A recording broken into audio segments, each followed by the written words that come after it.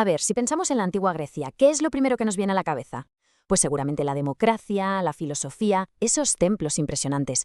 Pero esa civilización tan brillante, la que consideramos la cuna de nuestro pensamiento, tiene una cara B.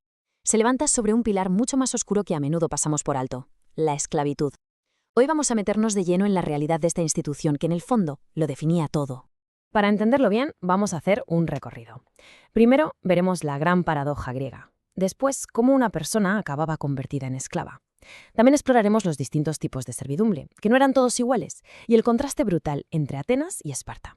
Y por supuesto nos asomaremos a cómo era esa vida sin libertad, para terminar entendiendo por qué este sistema era un pilar que nadie cuestionaba en su mundo. Venga, pues empezamos por el principio, la gran paradoja griega. Y es que es una contradicción que está justo en el centro, en el corazón mismo del mundo clásico. Aquí es donde esa imagen idealizada de la libertad choca de frente con una realidad mucho, mucho más dura. Claro, siempre oímos eso de que Grecia, y sobre todo Atenas, es la cuna de la democracia. Pero, ¿es esa toda la historia? La pregunta clave es, ¿cómo es posible que una sociedad que inventa y celebra la libertad del ciudadano dependa al mismo tiempo de una forma tan masiva del trabajo forzado de otros seres humanos? Y es que la escala de todo esto es, alucinante. Las estimaciones que tenemos nos dicen que en la mismísima Atenas el número de esclavos superaba al de ciudadanos libres, o sea, más de un esclavo por cada ciudadano. Esa democracia ateniense, con sus asambleas, sus debates, su vida cultural, era en realidad un lujo. Y un lujo que solo se podían permitir porque había una enorme población sometida que se encargaba básicamente de todo lo demás. Así que quedémonos con esta idea, que es fundamental. La esclavitud no era una especie de fallo en el sistema griego, ¿eh? No, era el motor. Los grandes templos, la filosofía, el teatro, todo eso que admiramos hoy se construyó literalmente sobre las espaldas de miles y miles de personas que no eran libres.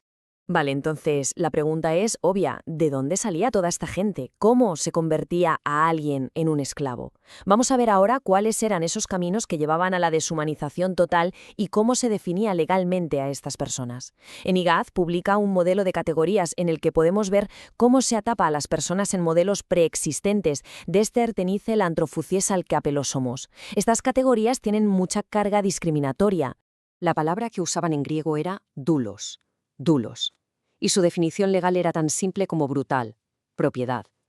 Un doulos no tenía derechos civiles de ningún tipo. Podía ser comprado, vendido, alquilado o dejado en herencia exactamente igual que una casa, un campo o un animal. Su vida y su voluntad pertenecían por completo a otra persona. Había, digamos, 4 caminos principales para acabar así. El más habitual, sin duda, era la guerra. Te capturaban en una batalla y ya está, te convertías en esclavo. Y no solo soldados, pueblos enteros. Luego estaba el comercio puro y duro. Había mercados de esclavos en los puertos más importantes. También, por supuesto, se nacía esclavo. Si una mujer esclava tenía un hijo, ese niño era automáticamente propiedad de su dueño. Y por último, aunque era menos frecuente, se podía caer en la esclavitud por deudas o por cometer ciertos delitos. Esta gente venía de todas partes, de Tracia, de Escicia, de Asia, de África. Y claro, ¿cómo se justificaba moralmente algo así? Pues con la ideología de la época. Los griegos consideraban que los pueblos no griegos, a los que llamaban bárbaros, eran inferiores por naturaleza. Esta idea de la inferioridad natural era el pilar ideológico que sostenía todo el sistema. Ahora bien, hay que matizar una cosa importante, porque no toda la esclavitud era igual. La vida de una persona esclavizada podía cambiar radicalmente dependiendo del trabajo que hiciera o de la ciudad en la que estuviera. Era en realidad un espectro muy amplio. Por un lado, estaban los esclavos domésticos, que trabajaban en las casas y a menudo vivían en condiciones un poco mejores. Luego tenías a los esclavos públicos, que eran propiedad del Estado y podían hacer trabajos de oficina como escribas o incluso formar parte de una especie de cuerpo policial. En el otro extremo del espectro, el infierno en la tierra, los esclavos en la agricultura y sobre todo en las minas como las de plata de Laurión. Allí la esperanza de vida era bajísima. Y finalmente, un caso curioso, los esclavos con formación como tutores o médicos, que podían tener cierto estatus social, pero que no nos engañe, seguían siendo legalmente una propiedad. Y ahora vamos a comparar a los dos pesos pesados de Grecia, Atenas y Esparta. Porque, aunque las dos ciudades dependían por completo de la mano de obra esclava, sus sistemas de explotación eran como la noche y el día. En Atenas, el sistema era el de la propiedad privada. Los doulos se compraban y se vendían como cualquier otra mercancía. Su trabajo permitía a los ciudadanos dedicarse a la política o a la filosofía. Esparta, en cambio, era otro mundo. Allí tenían a los silotas, Ojo, que no eran propiedad de un particular, sino del Estado espartano. Estaban atados a la tierra que cultivaban y eran, de hecho, un pueblo entero que había sido conquistado, los mesenios. Y esto lo cambia todo. El miedo de un ateniense era que se le escapara un esclavo. El miedo de un espartano, su pánico constante, era que los ilotas se levantaran en una rebelión masiva y los exterminaran. Es que hay que entender esto. En Esparta, los ciudadanos de pleno derecho eran una pequeña minoría que gobernaba sobre una población gigantesca de ilotas. Toda su sociedad, su famoso y brutal ejército, todo estaba diseñado con un único objetivo: mantener a los ilotas a raya. Llegaron a extremos terribles, como la criptea, un ritual en el que los jóvenes espartanos salían a cazar y asesinar ilotas con total impunidad como parte de su formación. Era ni más ni menos que terrorismo de Estado para mantener el control. Bueno, hemos hablado del sistema, de los números, pero ¿y la persona? ¿Cómo era realmente vivir sin libertad? Vamos a intentar asomarnos ahora a la realidad humana del día a día de estas personas, despojadas de su propia identidad. La realidad legal es muy cruda. Un esclavo no era considerado una persona. Y punto. Esto significaba que no podía casarse legalmente, no podía poseer absolutamente nada, no podía heredar. Su testimonio en un juicio no tenía valor. Y quizás lo más duro de todo, sus hijos no le pertenecían. Desde el momento en que nacían, eran propiedad de su amo. Y lo más chocante es que esta idea estaba justificada por los pensadores más importantes de la época. El mismísimo Aristóteles, por ejemplo, definió al esclavo como una posesión viva, una herramienta para la acción. Esto nos da una idea de hasta qué punto tenían interiorizado este sistema.